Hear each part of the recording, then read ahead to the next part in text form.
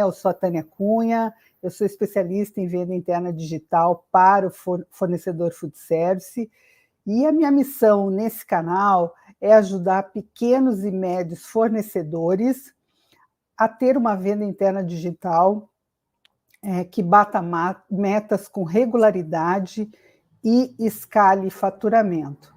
Porque, na minha experiência aí de 15 anos, estas duas situações são os maiores desafios da venda interna digital. É ter mais previsibilidade e poder escalar esse faturamento. Então, acabe com as incertezas que assombram o atingimento de metas da venda interna digital. Com toda certeza, isso tira o sono do fornecedor, essa situação de não ter oscilações muito grandes no atingimento da meta e não ter a regularidade que inviabiliza qualquer planejamento, qualquer desenho aí de crescimento. Então, a primeira coisa, e é tão simples que às vezes ela é deixada de lado, que é a investigação. Tem que ter um motivo pelo qual isso está acontecendo. Não dá para terminar um mês, terminar um período, e o próprio gestor, ou o próprio coordenador, supervisor, gerente, dono, enfim, fique se perguntando, mas eu não consigo entender por que isso acontece. Claro, são vários fatores, mas eu escolhi esses aqui que podem ser acionados aqui para começar a sua investigação. Então, a primeira pergunta da investigação é: qual é a variação entre o previsto dos últimos 90 dias, 6 meses e 1 ano? Aqui é uma sugestão, né, de período. Porque, óbvio, né, para ter variações, você tem que comparar vários momentos, né? Então, aqui é apenas uma sugestão. Com a velocidade como as coisas caminham, né, ou deixam de caminhar também, eu acho que 90 dias merece, às vezes, um pouquinho mais de profundeza nessas investigações. Para quê? Para não acumular e depois não ter jeito de mudar isso. Então, vamos à próxima aqui. Então, aqui eu fiz um exemplo, né, nas perguntas de investigação. Então, peguei aqui 90 dias, maio, junho, julho, né, 3 meses. Peguei faturamento desses 3 meses, o que foi previsto para esses 3 meses de venda, ou seja, a meta, né, que foi prevista, 200, 250, 250 de novo, e um total de 700 mil nesse período. São tudo números hipotéticos, né, que aqui é para facilitar a conta aqui. E aqui na coluna do lado é o que de fato foi realizado, né? Ou seja, existe um desenho, existe um motivo para ser 200, para ser 250, é baseado em histórico, baseado nas necessidades do negócio. E aqui é o que de fato foi realizado. No mês de maio, então, na primeira coluna de maio, nós temos aí esse setor aqui hipotético de venda interna digital. Ele atingiu apenas 90% do que foi previsto. 90% de 200 mil deu 180 mil. Então, a diferença aqui, na verdade, eu coloquei variação, mas aqui a diferença, então, ficou em 10% daquilo que foi estimado e o que de fato aconteceu. No mês de junho, outra diferença lá, atingiu 92% da meta e ficou 8% abaixo. E no total, no mês de julho, né, era 250 o previsto, fez lá 260, então foi mais 4% acima da meta. Então, somei os períodos, somei o realizado, e no período, né, nesses 3 meses aí, teria que ver a média aqui, mas aqui é só para efeito de exemplificação. nos 3 meses, atingiu 95,71 do previsto, e houve aqui uma diferença, então, uma variação de 4,29, né? Então, aqui eu fiz questão de colocar um mês positivo, porque as oscilações, quem dera que as oscilações só fossem positivas, né? Ou seja, era previsto uma meta e acabou superando sempre. Às vezes é um erro de cálculo também, né? Mas é possível um desempenho do time com um trabalho, com uma série de ações, por que não superar? Né? Se fez um tanto de ações o mês anterior, vai fazer bem mais para superar aquele resultado. Então, essa oscilação, só que essa oscilação positiva, ela dá menos trabalho, ela dá um fôlego, ela dá uma inspiração aqui para poder entender como é que pode repetir isso aqui. Já as oscilações negativas é um desafio, aí tem que começar a entender o que é que acontece.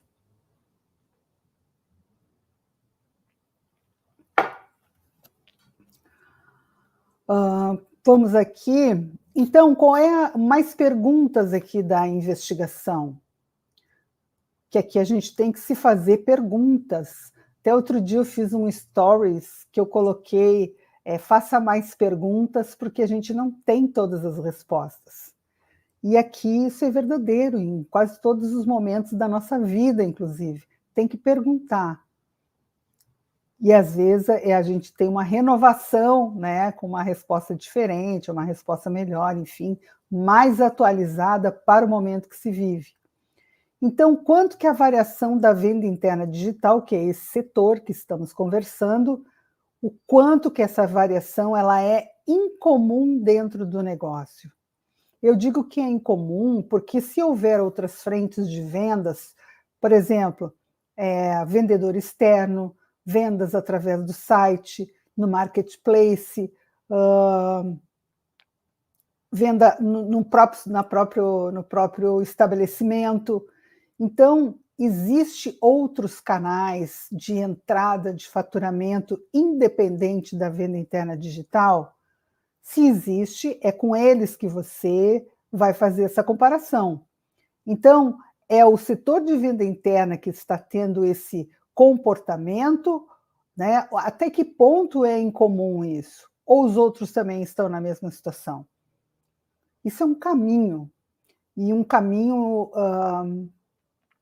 que não é só uma informação. Isso aqui é para buscar ajuda. Daqui a pouco tem um colega que dirige o setor da venda externa e ele está tendo uma oscilação menor ou menos comprometedora, né? Consegue atingir as metas, essa variação não chega a trazer prejuízo no desempenho do longo prazo, né? Que a gente faz as leituras mensais, enfim, mas tem que enxergar isso no longo prazo. Normalmente as empresas fazem um planejamento visando um resultado, um faturamento anual.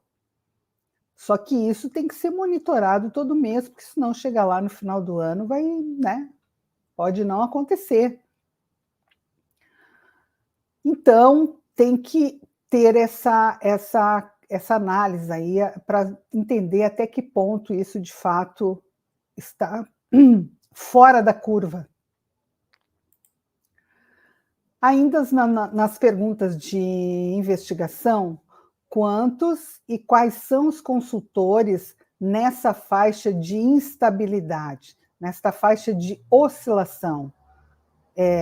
Depende do time, às vezes tem time de um, né? Eu digo que é time de um, time de 2, time de 4, time de 10, depende, né? Estou aqui falando para pequenos e médios fornecedores, distribuidores, atacadistas, né? Agora tem atacarejo.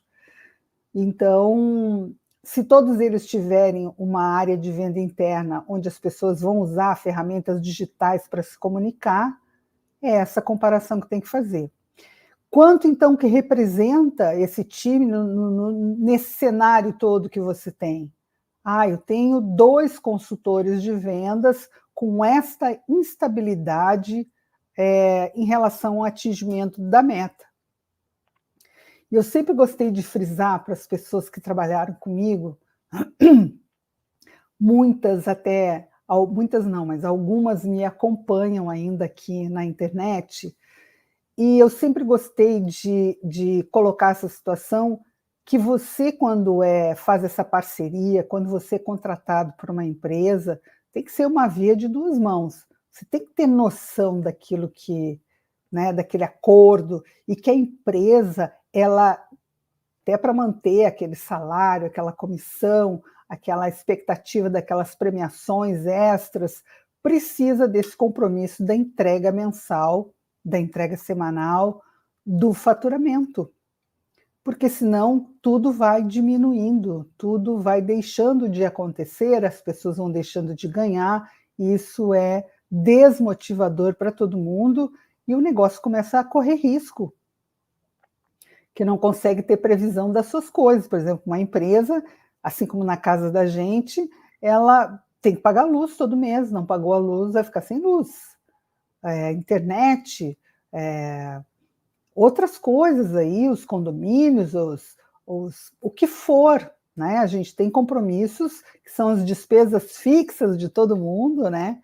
Então isso depende da venda, depende do faturamento. Então, quando não atinge, não é só aquela justificativa, esse mês não deu, e o próximo mês vai ser melhor, vamos de novo, bola para frente. Isso tudo é legal, mas assim, e o lado prático disso tudo? Né? Senão é só um delírio. Ainda nas perguntas de investigação, aspectos em comum desses profissionais que estão oscilando. E aí, que aspectos poderiam ser esses? Estou aqui tudo conjecturando aqui, né? A rota da contratação, ela foi seguida? Se conseguiu identificar o profissional da forma correta? Seguiu todo aqueles trâmites que tem? São coisas muito simples, mas tem que ser feita, né, para tentar identificar a pessoa que se aproxima da necessidade daquela empresa, daquele setor de vendas. Como é que foi a recepção? Eu digo recepção no sentido de recepcionar, mostrar tudo que há, as coisas que são hiperlegais, as coisas que são desafios que toda empresa tem, né? E o que se deve ser feito, o que deve ser entregue, em quanto tempo é possível aguardar, é normal, as coisas têm que ficar muito claras. Por experiência própria, eu também, em alguns momentos, deixei de ser bem objetiva, de seguir os processos da contratação, de identificação do profissional, de fazer um roteiro de treinamento e seguir à risca. Então, às vezes, a gente peca nessas questões aí que vai refletir lá na frente. O período de experiência, que é um acompanhamento mais de perto, um acompanhamento posterior, ou se a pessoa já está há algum tempo, está desgastada, ou está numa fase que não é legal, está com algum problema. Quem trabalha com gente tem que ter essa observação. As pessoas não funcionam o tempo inteiro só na base do número, né? As pessoas, assim como os clientes também, têm emoções, têm humores e têm momentos também.